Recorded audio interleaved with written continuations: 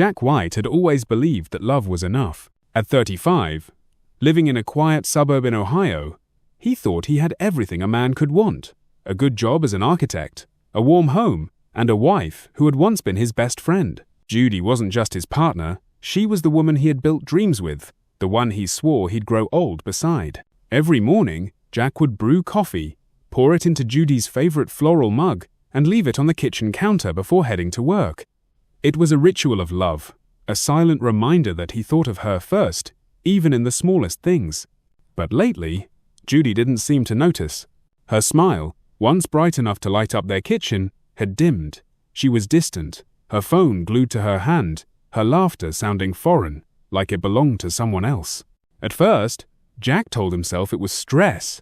Judy worked in real estate, and the market was tough. But doubt has a way of creeping in, slow and poisonous. One night, when Judy came home late with a vague excuse about a client dinner, Jack felt the pit in his stomach deepen. It was on a rainy Thursday evening that his world cracked open. Jack had left work early, planning to surprise Judy with takeout from her favorite Thai restaurant. He pictured her lighting up with gratitude, maybe even the way she used to throw her arms around him when they were newlyweds. Instead, he found her in their driveway, leaning against a sleek black car that wasn't hers. And standing far too close to her was Ben Carlson, a mutual acquaintance, someone Jack had once considered a friend. Their laughter carried in the rain. Judy touched Ben's arm like she used to touch Jack's, and when Ben brushed a strand of wet hair from Judy's cheek, Jack's heart sank like a stone. For a moment, he froze, the takeout bag heavy in his trembling hand. Maybe it was innocent, maybe he was imagining it. But then Judy leaned in, and Ben kissed her. The world went silent. The rain, the distant hum of cars, even his own heartbeat. Everything disappeared into that single moment of betrayal. Jack dropped the bag. The sound of containers spilling onto the wet concrete made Judy jerk back, her face pale as she saw him. "Jack," she whispered, eyes wide, lips trembling with excuses she hadn't even formed yet. Ben straightened, his expression stiff. "Jack, it's not what it looks like." "Not what it looks like?" Jack's voice cracked, anger and heartbreak spilling together. "You kissed my wife." Judy stepped forward, rain dripping down her face like tears. I can explain." "Explain?" Jack's chest heaved. "Explain why the woman I've loved for 10 years is out here with him while I was planning dinner for you. Explain why my marriage feels like it died, and I didn't even get the funeral notice." Her hands shook. It wasn't supposed to happen. Ben was just what? Jack snapped. Just a distraction? Just a mistake? Or have I been the fool this whole time? Ben tried to interject, but Jack's glare silenced him. He turned back to Judy, his voice low and breaking. "If you wanted out, you should have told me. Not this." The silence that followed was heavier than the storm. That night, Jack didn't sleep. He sat in the living room, staring at the framed wedding photo on the mantel. Judy in her ivory dress, eyes glowing with promise.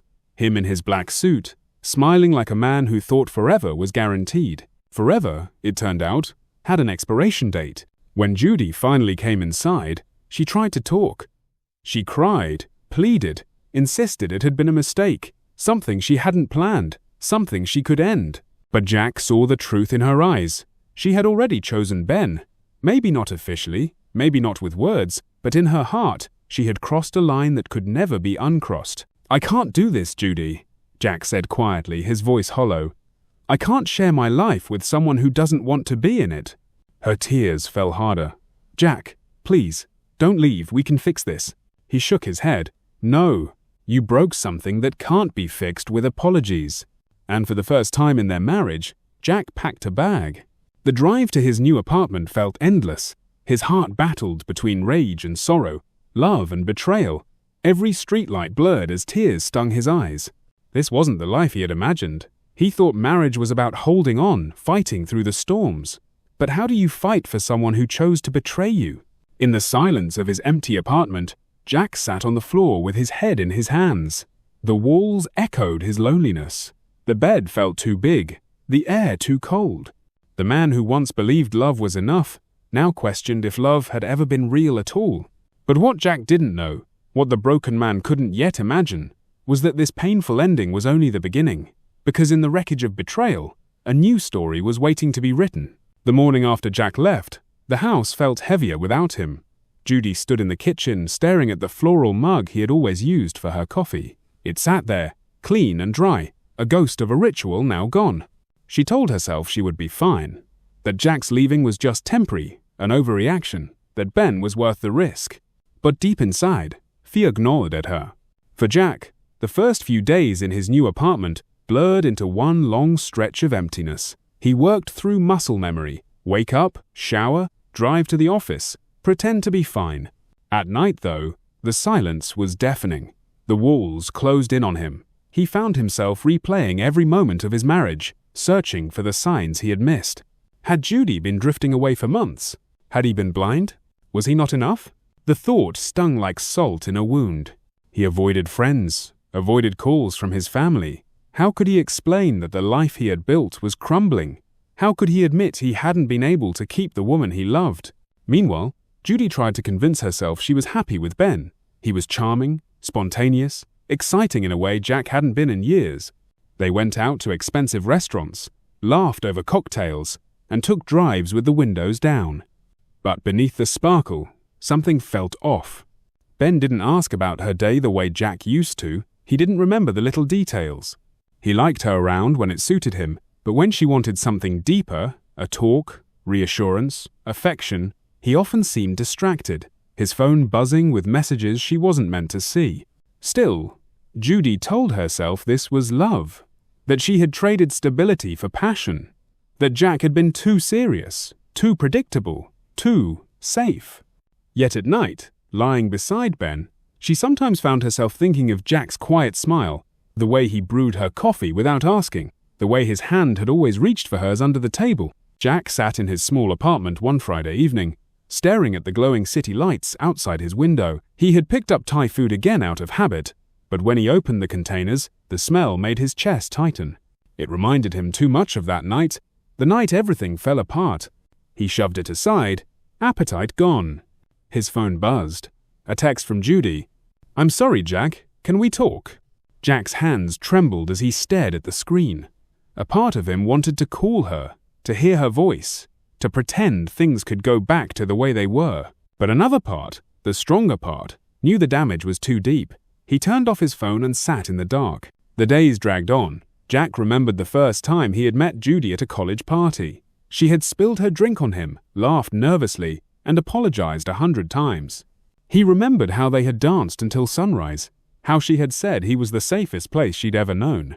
He remembered their wedding, how she had cried as she promised forever. Now, those promises felt like lies. Yet, despite the betrayal, Jack couldn't bring himself to hate her entirely. Love doesn't evaporate overnight. It lingers like smoke after a fire, clinging to the walls of your soul. Back at the house, Judy convinced herself Jack would return. She told friends it was just a rough patch. She acted as though she still had control. Ben smirked when she mentioned Jack. "He'll get over it. Guys like him always do. He's too soft to stay mad." Judy forced a laugh, though guilt twisted her gut. She had always known Jack's kindness was his strength. He wasn't soft, he was loyal, and she had broken that loyalty. Still, she clung to Ben, not ready to face the emptiness Jack's absence had carved into her. Weeks passed. Jack's co-workers noticed he was quieter, withdrawn. His boss offered him time off, but Jack refused. Work was the only thing keeping him from collapsing. At night, however, the loneliness pressed harder. He would sit with a glass of whiskey, staring at the empty chair across from him. He imagined Judy sitting there, laughing, complaining about her day, teasing him about his taste in music. But then he remembered her lips on Ben's. The knife twisted deeper. One evening, overwhelmed by it all, Jack drove aimlessly through the city. His hands gripped the steering wheel until his knuckles whitened. He wanted to scream, to cry, to erase the ache inside. Instead, he pulled over near a small bookstore cafe. The warm light spilling onto the sidewalk seemed to call him in. And that night, he would meet someone who would change everything. The bell above the cafe door jingled as Jack stepped inside, brushing the cold evening air from his jacket. The aroma of roasted coffee beans and baked pastries wrapped around him like a blanket. For the first time in weeks, he felt a hint of comfort. The cafe was cozy, its walls lined with bookshelves and warm amber lights. A guitarist strummed quietly in the corner, his soft melody blending with the murmur of voices. Jack approached the counter and ordered black coffee, no sugar, no cream. Lately, sweetness felt like a lie. As he waited, his eyes wandered the room, and then they stopped. She was sitting by the window, her dark hair pulled back loosely, a book open in her hands. A half-empty cup of tea rested beside her, steam rising gently. Her face wasn't striking in the way magazines defined beauty, but there was something arresting about her presence. Calm, grounded, real. Jack caught himself staring and quickly looked away. It had been weeks since he'd felt anything but pain, and the flicker of interest startled him. His order came, and with nowhere else to sit, he hesitated before walking toward the table nearest hers. "Excuse me," he said softly, pointing to the empty chair across from her. "Do you mind?" She looked up, her eyes warm and curious. For a second, she studied him, then smiled. "Not at all." Jack sat, trying not to fidget. Silence stretched between them as he sipped his coffee. He thought she'd go back to her book, but instead, she closed it and set it aside. "Rough day?" she asked gently. Jack gave a short laugh. "Something like that." "Your face says it's more than just today," she said, tilting her head. "Sorry, that sounded nosy." "No," Jack said quickly. "You're not wrong." He wasn't sure why he admitted it. Maybe it was her voice, steady, kind without being pitying. Maybe it was the way her eyes met his, unflinching, like she wasn't afraid of his sadness. "I'm Helen," she said, offering her hand across the table. "Jack?" he replied, shaking it. Her grip was firm, confident. "Nice to meet you, Jack. For what it's worth, sometimes strangers are the easiest people to talk to. No history, no judgment." Jack studied her, debating whether to brush it off. But the truth was, he hadn't spoken honestly to anyone since leaving Judy, and something in Helen's demeanor made him believe she meant it. They sat for a while, their conversation slow but natural. Jack didn't spill everything. Not yet. But he admitted he'd been going through a rough patch. Helen didn't press. Instead, she shared pieces of her own life. She was a teacher, loved literature, and came to the cafe to unwind after long days. She spoke with quiet passion, and Jack found himself listening more than talking, letting her voice fill the empty spaces inside him. When he finally checked the time, hours had passed. "Guess I should go," Jack said, standing reluctantly. Helen smiled. "Guess so. But if you ever need coffee and conversation, I'm here most evenings." Jack nodded, something warm flickering in his chest. "Maybe I'll take you up on that." As he walked out into the night, for the first time since his world had collapsed, Jack felt a glimmer of hope. The next evening, Jack found himself back at the cafe. He told himself it was coincidence, that he just wanted coffee. But when he spotted Helen at the same window seat, he knew better. This time, she looked up and grinned. "I was starting to think you weren't the kind of man who takes chances." Jack chuckled, sliding into the seat across from her. "Maybe I'm trying to be." They talked again, more freely than before. Helen had a sharp wit that caught Jack off guard, and she laughed at his dry humor in a way that felt effortless. At one point, she leaned in, her eyes sparkling. "You know, you smile when you forget to be sad. It suits you." The comment caught him off guard. He wasn't sure how to respond, so he just looked at her, feeling a strange mixture of gratitude and vulnerability.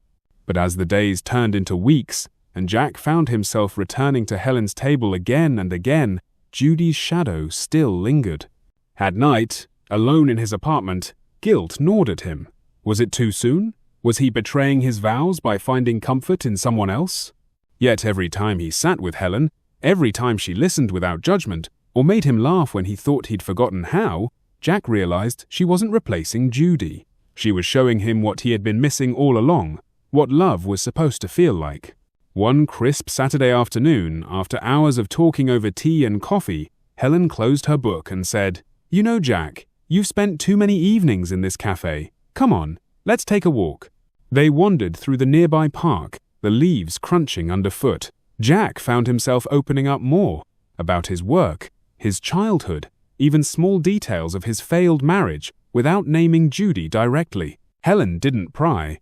She just listened, sometimes offering a thoughtful word, sometimes simply walking beside him in silence. At one point, Jack stopped near the lake, watching the reflection of the fading sun. "It's strange," he admitted. I thought my life was over, but talking to you, it feels like maybe it isn't." Helen's voice was soft. "It's never over, Jack. Sometimes it just takes the right person to remind us." He turned, meeting her gaze, and in that quiet moment, something shifted. He didn't say it out loud, but he knew. Helen wasn't just a distraction, she was a possibility. As they walked back to the cafe, Helen laughed at something he said, her laughter bright against the evening air. And for the first time in months, Jack realized he wasn't just surviving anymore, he was beginning to live again. What he didn't know was that Judy, watching from a distance, had seen everything, and regret was about to consume her. Jack hadn't realized how much he had been holding his breath until Helen came into his life. Each day with her felt like opening a window in a room that had been shut for years. It wasn't just that she listened, it was the way she saw him, not as the broken man Judy left behind, but as someone worth knowing, someone worth caring for. Over the next few weeks, Jack found himself doing things he hadn't done in years. Helen invited him to join her at a community art fair. He wandered between stalls with her, laughing at silly crafts, tasting homemade fudge, and watching children paint their hands to press onto a canvas mural. "Here," Helen said, grabbing his wrist. She dipped his palm in paint before he could protest and pressed it against the mural beside hers. "Now you're part of something bigger." Jack shook his head, chuckling, but when he looked at the smear of color they had left side by side, a warmth bloomed in his chest. Later, she encouraged him to pick up his old sketchbook, the one that had gathered dust in his apartment corner. Jack had once loved drawing buildings, designing dream houses that reflected not just structure, but emotion. With Helen's gentle nudging, he began sketching again, late into the night, pencil smudges staining his fingers, ideas pouring out of him like water from a long-closed tap. Helen became his muse, though he never said it out loud. Their talks stretched for hours, sometimes deep, about fears, about choices, about regrets. Other times light, about favorite movies, silly childhood memories, or why she insisted pineapple did belong on pizza. One evening, while walking through the park, Helen turned to him. "You know, Jack, pain doesn't define you. It shapes you, yes, but it doesn't have to be your cage." Jack thought about that for a long moment. It's hard not to let it. Some nights it feels like my whole identity is the man who was betrayed. Helen's voice softened. "You're more than that. You're someone who still makes people laugh. Someone who notices little details others miss. Someone who cares deeply, even when it hurts. That's rare, Jack. Don't let one mistake, hers or yours, erase who you are." Jack swallowed hard, emotion rising in his chest. Nobody had spoken to him like that since, maybe, ever. Meanwhile, Judy's life with Ben unraveled. At first, she clung to him, convincing herself she had chosen passion over comfort. But passion without trust burns out quickly. Ben grew restless, less patient with her moods, more secretive with his phone. Their dinners turned into arguments, and the late-night laughter they once shared soured into silence. One evening, Judy drove past the cafe where she knew Jack often went. That's when she saw him, sitting by the window, laughing with Helen, his eyes alive in a way she hadn't seen in years. Her chest tightened. Jealousy, regret, longing, all tangled into a knot. She realized, with painful clarity, that Jack hadn't been the problem. She had. And she had thrown him away. Jack didn't notice Judy watching. He was too busy rediscovering joy. Helen encouraged him to take better care of himself, cooking healthy meals instead of fast food, jogging in the mornings, even cutting back on whiskey. Slowly, the hollowness inside began to fill. One night, after finishing a sketch, he showed it to Helen. It was a house, bright, open, with wide windows and a porch swing. "What do you think?" he asked nervously. Helen studied it, her eyes soft. "It looks like home. Not just a house, but a place where love lives." Jack's throat tightened. For years, his dreams of home had revolved around Judy. But now, when he imagined love, he saw Helen smile. On a chilly evening, after leaving the cafe together, Helen pulled her scarf tighter around her neck. Jack noticed and, without thinking, draped his own jacket over her shoulders. She laughed lightly. "You'll freeze." "I'll survive," he said, smiling faintly. Their eyes met, and for a long moment, neither spoke. The air between them felt charged, fragile. Jack's heart pounded, part fear, part hope. Finally, Helen broke the silence. "Jack, don't be afraid to feel again. You deserve happiness." He wanted to say something, anything, but the words tangled in his throat. So, he simply nodded, walking beside her, his hand brushing against hers in the dark. That same night, Jack returned to his apartment to find a voicemail from Judy. "Jack, it's me. I made a mistake. I miss you. Please, can we tell? Please, can we talk?" Jack stared at his phone, torn. A storm of emotions crashed inside him. Anger, longing, confusion. Part of him wanted to delete the message and never look back. Another part, the wounded part, still ached for the woman he had once promised forever to. He didn't call back, not yet, but the seed of conflict had been planted. Jack sat by his window that night, watching the city lights blur. His heart was no longer hollow, but it was far from steady. Helen was giving him a reason to believe again, but Judy wasn't ready to let him go. And soon, Jack would be forced to choose between the ghost of his past and the fragile, precious hope of his future. The honeymoon phase with Ben didn't last long. At first, Judy had convinced herself that she had made the right choice. Ben was exciting, adventurous, and spontaneous, everything Jack hadn't been in her eyes. But as weeks turned into months, the cracks began to show. Ben wasn't the romantic dream she had painted in her mind. He was impatient, dismissive, and self-centered. When she tried to talk about serious matters, her fears, her regrets, her hopes, he brushed her off, telling her not to overcomplicate things. One evening, Judy sat across from Ben in a noisy restaurant. He was scrolling through his phone while she pushed her food around her plate. She realized, with a hollow ache, that he didn't look at her the way Jack used to. There was no gentleness in Ben's eyes, no warmth. "Ben, are you even listening to me?" she asked, her voice sharp. He didn't look up. "Relax, Judy. You're always so tense." That night, as she lay awake in Ben's apartment, Judy's thoughts drifted back to Jack. She remembered his quiet acts of love, the way he'd always make sure her car had a full tank of gas, the way he'd call just to hear her voice, the way he'd sit through movies he didn't care for just because she wanted company. The guilt gnawed at her. She had traded loyalty for excitement, but excitement was fading fast. Meanwhile, Jack's life was blooming in unexpected ways. His evenings with Helen were becoming the highlight of his week. They laughed easily, sometimes about silly things, sometimes about the absurdity of life itself. Jack found himself smiling again.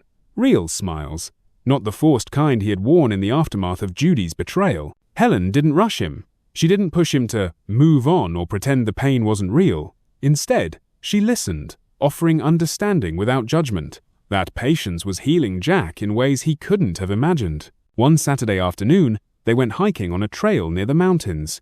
Jack hadn't been outdoors much since the separation. He used to hike with Judy, but the memories were painful. With Helen, it was different. The crisp air, the sound of leaves crunching underfoot, the laughter they shared when Helen nearly tripped on a root, it all felt like a rebirth.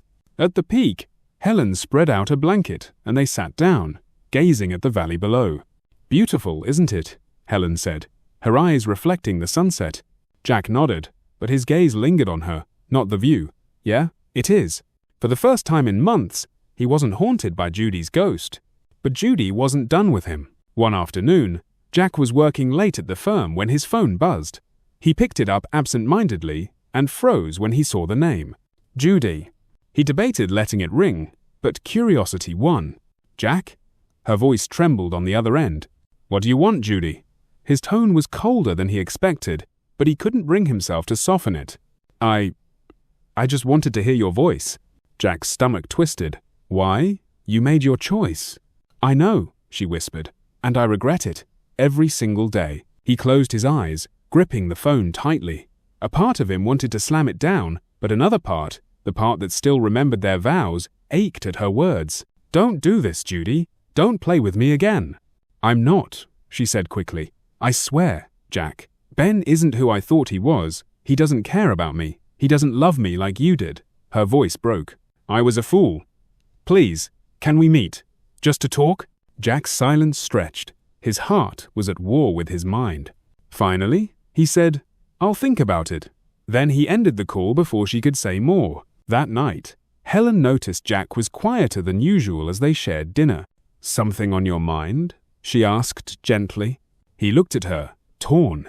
He didn't want to hurt her, but he couldn't lie. Judy called. Helen's fork paused mid-air, but she set it down calmly. And what did she want? She said she regrets everything. She wants to meet. For a moment, Helen's face betrayed a flicker of sadness, but she quickly composed herself. And do you want to? Jack ran a hand through his hair. I don't know. Part of me still feels something when I hear her voice, but then I remember the pain, the betrayal. I don't know if I can forgive that. Helen reached across the table and squeezed his hand. Jack, you don't have to decide tonight. Just know this. I trust you. Whatever you choose to do, I'll respect it. But don't let guilt or nostalgia trap you. You deserve to be happy. Really happy. Her words sank deep into his chest. Helen wasn't fighting for him with desperation. She was giving him space, strength, and freedom. And somehow, that made him value her even more. Meanwhile, Judy's desperation grew. She drove past Jack's new place one evening, hoping for a glimpse of him. When she saw him laughing with Helen at the door, her chest burned with jealousy and regret. She realized then, Jack wasn't just surviving without her, he was thriving, and that scared her more than anything else. For the first time, Judy felt the true weight of her betrayal. She hadn't just lost Jack, she had lost the love that could never be replaced. But she wasn't ready to give up. Not yet. Jack sat at his desk, staring at the glowing computer screen, but the numbers and reports blurred together. His phone buzzed for the third time that day, and he didn't need to check the screen to know who it was. Judy. The first time she had called, he ignored it, his chest tightening with unease. The second time, she left a voicemail, her voice thick with regret and longing. Now, the third buzz came with a simple text. He leaned back in his chair, running a hand through his hair. His heart pounded, not with love, but with old memories. Nights of laughter, mornings with coffee and sunlight spilling into their kitchen, promises they once made.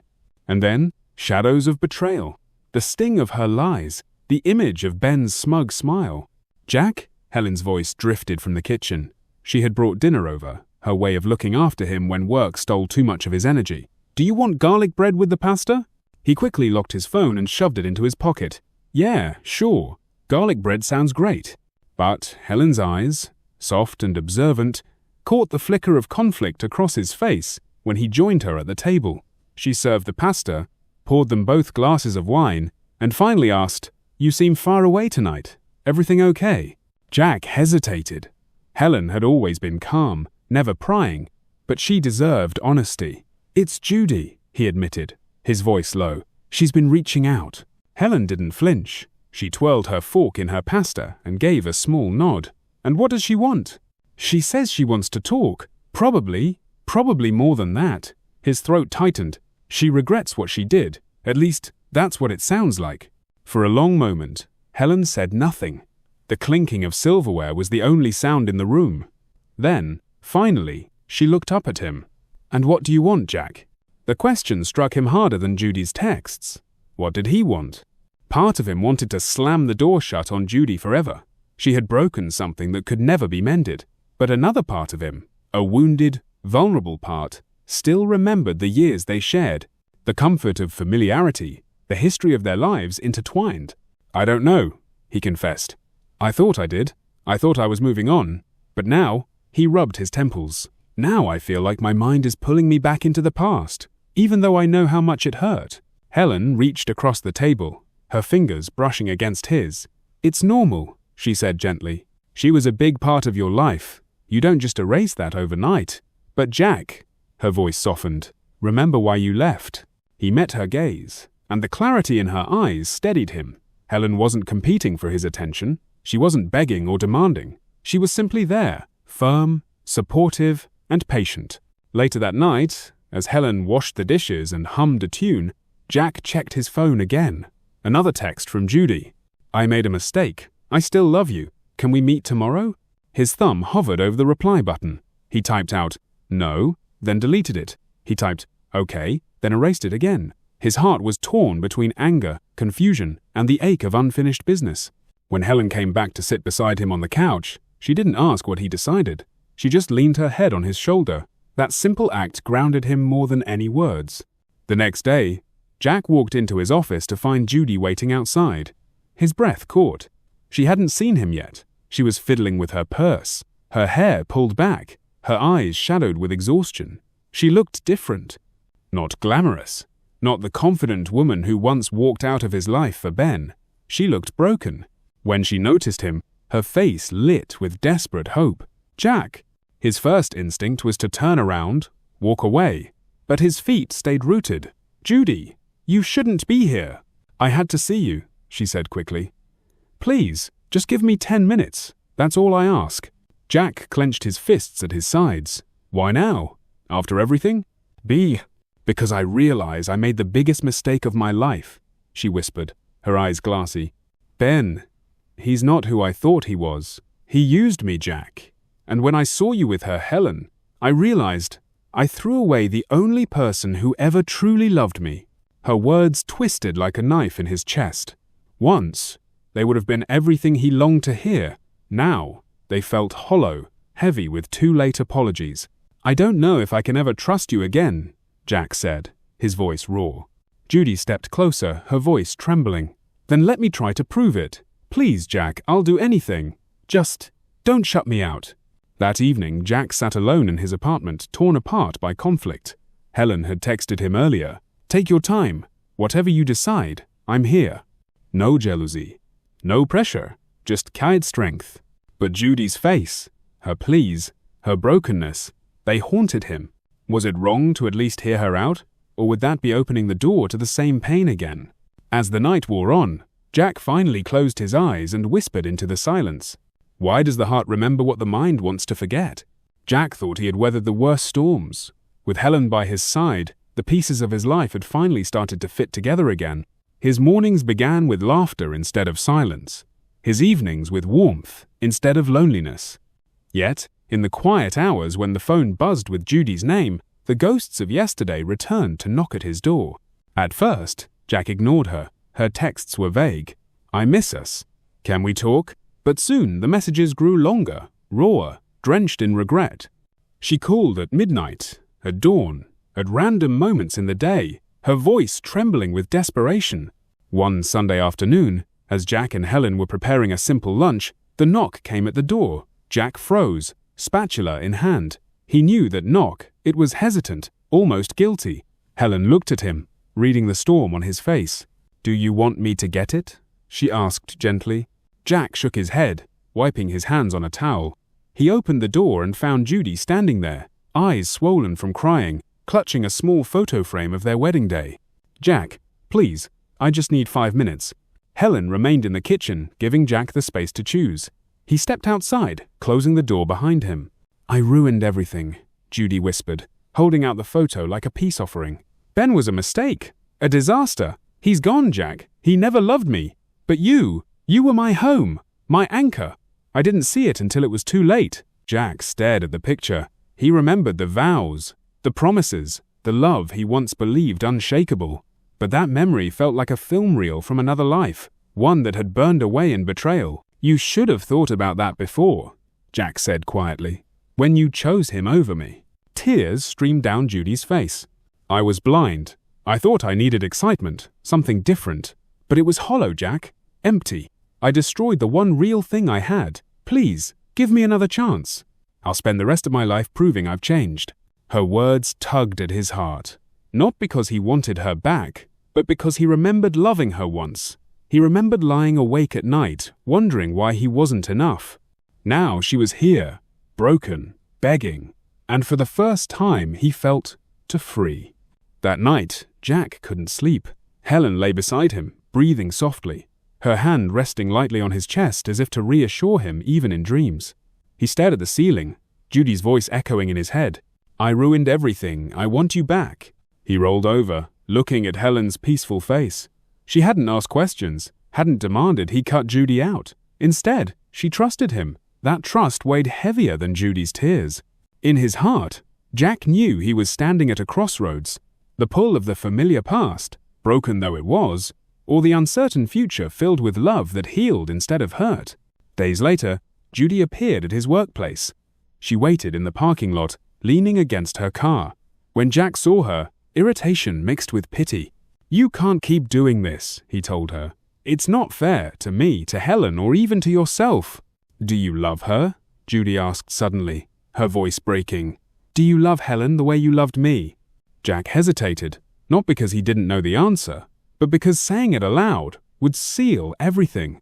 Yes, he said firmly, but it's different. With Helen, I don't have to question if I'm enough. She makes me feel whole. Judy's face crumpled. That's supposed to be me, Jack. I was your wife. I was supposed to love you like that. You were, Jack replied softly, but you didn't, and I can't rewrite the past. Judy clutched his sleeve, eyes pleading. Don't shut me out. I'll do anything, Jack. Just don't let me go. That evening, Jack told Helen about the encounter. He expected anger, jealousy, maybe even an ultimatum. But Helen simply listened, nodding slowly. She's drowning, Helen said finally. But Jack, you can't save her. Not this time. That's not your burden anymore. Jack felt a wave of gratitude wash over him. You're not upset? Of course I am, Helen admitted, smiling faintly. But I trust you, and I know love built on broken promises can't last. What we have, it's different. It's real. Her words struck him harder than Judy's tears ever could. For the first time, Jack saw the stark contrast between the two women, Judy clinging to the ruins of what was, and Helen offering the promise of what could be. The morning light filtered through the curtains, soft and golden, but Jack felt no warmth from it. He sat at the edge of the bed, Judy's message still on his phone. If you don't meet me tomorrow, I'll know you've truly chosen her over me. I'll stop fighting, but please, just give me one last conversation. Helen stirred behind him, her voice still heavy with sleep. You're up early. Jack turned, forcing a smile. Couldn't sleep. She studied him quietly. She knew. Helen always knew. Judy? Jack nodded.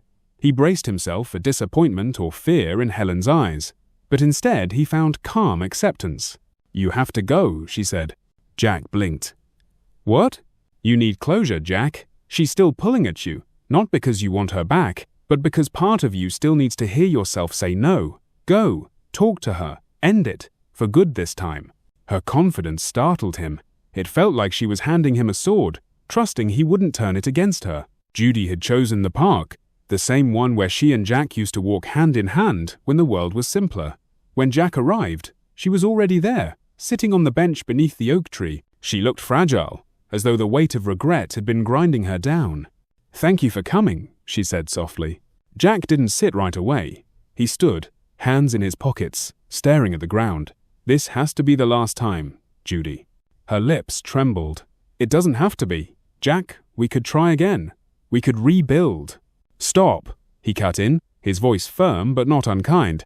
We can't rebuild something that's already burned to ash. What we had, it's gone. Judy's eyes filled with tears. But don't you remember? The way we laughed? The dreams we shared? I know I betrayed you, but people make mistakes. Can't you forgive me? Jack finally sat down, turning to face her. I did forgive you, but forgiveness doesn't mean I can forget, and it doesn't mean I can love you the way I used to. Judy clutched his hand suddenly, desperation flooding her voice. I'll be better this time, Jack. I'll prove it. I'll do anything. Just don't leave me like this. Jack gently pulled his hand away. Judy, you didn't lose me because I stopped loving you. You lost me because you stopped loving me. You chose someone else when I was right there, ready to give you everything. And now, I found someone who loves me the way I deserve. I won't throw that away. Her face twisted with anguish. Helen. Yes, Jack said firmly. Helen? She doesn't need to break me to realize my worth. She saw it from the start. Judy buried her face in her hands, sobs shaking her shoulders. For a moment, Jack almost reached out, but he stopped himself. Compassion wasn't the same as love, and what Judy wanted from him was no longer his to give. After a long silence, Judy whispered, So this is it. You've chosen her. Jack nodded. I've chosen me, and she's part of that choice. She's my future, Judy, not you. Her tears slowed, and in their place came resignation. She wiped her cheeks, straightening her posture. Then I'll let you go. I don't know how to live with the emptiness I created, but I'll try. Jack stood, the weight in his chest finally lifting. Goodbye, Judy. She gave a small, broken smile. Goodbye, Jack. And just like that, the chapter that had haunted him finally closed. When Jack walked through the door later that evening, Helen was waiting at the table, 2 cups of tea in front of her. She looked up, her expression unreadable. "Well?" she asked. Jack exhaled, sitting across from her. "It's over. She knows. I told her everything." Helen reached for his hand, her touch steady and warm. "And how do you feel?" Jack thought for a moment. For the first time in years, he felt light, free. Helen smiled, her eyes soft with love. "Then we can finally start living without looking over our shoulders." That night, Jack pulled Helen into his arms, holding her as if anchoring himself to the life he'd finally chosen. The past no longer bound him. Judy's shadow no longer loomed. In the silence, Jack whispered, "Thank you for trusting me." Helen kissed his cheek, her voice barely a breath. "Thank you for choosing me." And in that moment, Jack knew it wasn't just Helen he had chosen. It was peace, healing, and the chance to love without fear. The days that followed Jack's final meeting with Judy carried an unfamiliar calm. For years, every silence in his life had felt heavy, an echo of betrayal, regret, or unspoken words. But now, silence felt different. It was peace.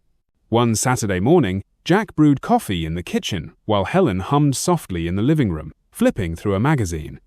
Sunlight streamed through the windows, spilling warmth across their small home. Jack paused, leaning against the counter, just watching her. She wasn't dressed up, wasn't trying to impress. Her hair was messy, her sweater oversized, yet she radiated a comfort and beauty he never had to chase. She looked up, catching him staring. "What?" she asked, raising an amused eyebrow. "Nothing," Jack said with a small grin. "Just realizing how lucky I am." Helen laughed lightly, shaking her head. "You're ridiculous." "Maybe," Jack replied, walking over with her cup of coffee. "But I mean it. For the first time in a long time, I feel like I'm exactly where I'm supposed to be." Her smile softened. "Good, because so am I." Yet, even in peace, shadows sometimes whispered. A few weeks later, as Jack scrolled through his phone, a notification appeared. Judy had deleted her social media accounts. No more updates. No more window into her world. For a brief second, Jack felt an ache. Not for her, but for the years they'd lost, the dreams they never lived. He put his phone down, staring blankly at the wall.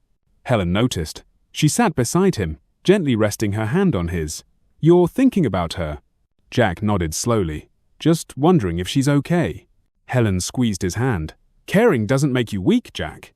It just makes you human. But caring and longing aren't the same thing." Her words grounded him.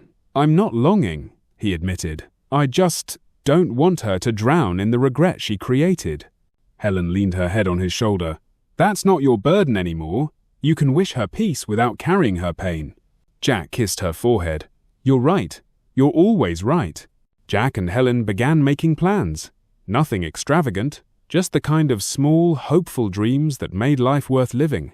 A road trip along the coast, expanding Helen's little garden into something bigger. Maybe even moving to a new house, one that felt like theirs, untouched by old ghosts. They spent evenings sketching plans on scrap paper, laughing about what kind of dog they'd get, what color curtains would suit the new place, how Helen wanted sunflowers outside the front porch. Jack realized something important during those moments. Love didn't need to be grand gestures or fiery passion. Sometimes, it was simply choosing the same person, day after day, to build the future with. But peace is never permanent without challenge. One evening, while Jack was out running errands, he bumped into an old mutual friend, someone who had known both him and Judy. The friend, unaware of the wounds, said casually, "I heard Judy left town. She wasn't doing well, said she couldn't stand seeing you move on." The words stung, guilt tugging at him. That night, he sat quietly at dinner, distracted. Helen noticed immediately. "You're quiet," she said, setting her fork down. Jack sighed. "I heard Judy left. Apparently, because of me." Helen didn't flinch. She simply asked, "And how does that make you feel?" Jack rubbed his temples. "Like I failed her somehow. Like I abandoned someone I once promised forever to." Helen reached across the table, taking his hand. "Jack, you didn't abandon her. She abandoned you when she broke what you had. You gave her forgiveness, closure, and a chance to move on. That's all you could give. The rest, that's her journey." Tears stung Jack's eyes, and he realized she was right. He hadn't failed Judy. He had simply chosen himself and Helen. Months passed, and Judy's name was no longer spoken in their house. Slowly, the ghost faded, not because Jack forgot her, but because he no longer carried her. On a quiet Sunday, Helen and Jack stood in the middle of a small, cozy house on the outskirts of town. Fresh paint, creaky floors, a backyard that caught the afternoon sun. It wasn't perfect, but it was theirs. Helen twirled in the empty living room, laughing. "This is it, Jack. Our new beginning." Jack wrapped his arms around her from behind, kissing her cheek. No shadows, no past, just us. She leaned into him. Just us.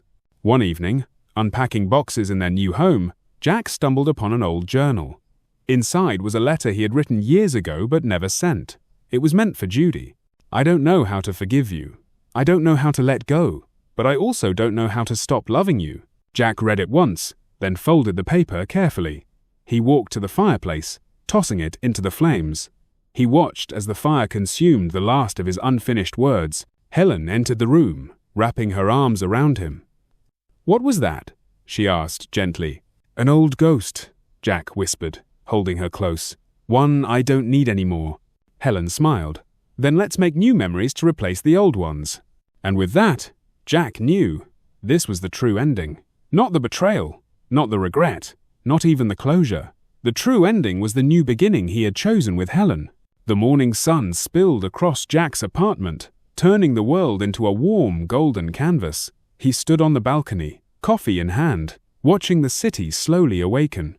For the first time in a long while, his heart was steady. The storm had passed, and all that remained was the promise of something beautiful. Helen slipped behind him, her arms sliding around his waist as she rested her cheek against his back. "Good morning," she whispered, her voice still laced with sleep. Jack smiled, covering her hands with his. "Morning. Did you sleep well? With you here?" "Always," she murmured. Moments like this, small, ordinary, yet profoundly intimate, were what Jack had once thought impossible to find again. But here they were, creating a life together, piece by piece. They sat down for breakfast, laughter bubbling between bites of scrambled eggs. Jack watched Helen talk about her latest project at work, her eyes glowing with passion. He couldn't help but marvel at how she had breathed life back into his shattered world. She hadn't tried to replace what he had lost. She had simply built something new with him. That evening, as Jack was cleaning up after dinner, his phone buzzed. A message from Judy appeared on the screen. "Please, Jack, just meet me one last time. I need closure." Jack's chest tightened.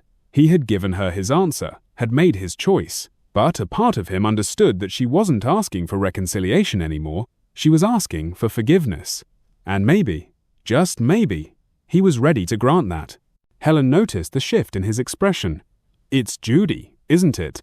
Jack nodded slowly. "She wants to meet, just once more." Helen studied him, her gaze steady. "Do you want to go?" "I don't need to," he said truthfully. "But I think I should. Not for her, but for me, to put it all to rest." Helen reached across the table, squeezing his hand. "Then go. But remember, you don't owe her anything except honesty." They met at the same cafe where Jack had first seen Judy laughing with Ben. The irony wasn't lost on him. Judy sat by the window, her once flawless appearance dimmed by the weight of regret. Her eyes lit up when she saw him, but there was no spark of seduction, only sorrow. "Jack," she breathed, standing as if she didn't deserve to sit in his presence. He sat across from her, calm but resolute. "Judy." For a long moment, silence hung between them. She fiddled with her coffee cup before finally speaking. "I ruined everything," she whispered. "I thought I was chasing excitement, passion, freedom, but all I did was destroy the only man who ever truly loved me." Jack swallowed, the old wounds still aching but no longer bleeding. "You made your choice, Judy, and I made mine." Tears shimmered in her eyes.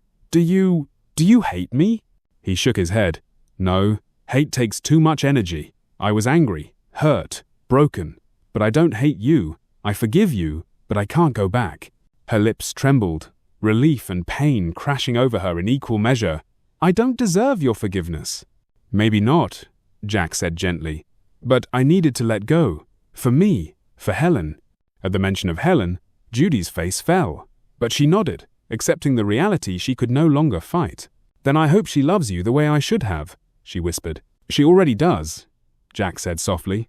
With that, the chapter closed. Judy wept quietly, and Jack left the cafe without looking back.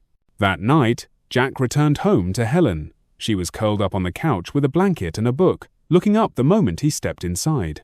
"Well?" she asked, her voice calm but curious. Jack sat beside her, pulling her into his arms. "It's done. She wanted forgiveness. I gave it. But that's all. I made my choice a long time ago, Helen." Her smile was small but radiant. "And your choice was me?" Jack kissed her forehead. "Always."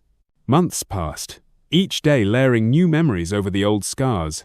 Jack and Helen's love only deepened, rooted in trust, laughter, and the quiet certainty that they had found something rare. One evening, under the twinkling glow of fairy lights on their balcony, Jack knelt down with a small velvet box in his hand. Helen gasped, her hands flying to her mouth. "Helen," Jack began, his voice steady but filled with emotion. "You walked into my life when I was lost. You didn't just heal me, you taught me how to love again. I don't ever want to face a day without you by my side. Will you marry me?" Tears streamed down her cheeks as she nodded. "Yes, Jack. 1,000 times yes." As Jack slid the ring onto her finger, he felt an overwhelming peace. The pain of the past was no longer his anchor, it was his foundation. From betrayal and heartbreak, he had built something stronger, pure, and everlasting. On their wedding day, Jack stood at the altar, watching Helen walk toward him. Every step she took was a promise, every smile, a vow. In that moment, he knew with absolute certainty that he had chosen the right path.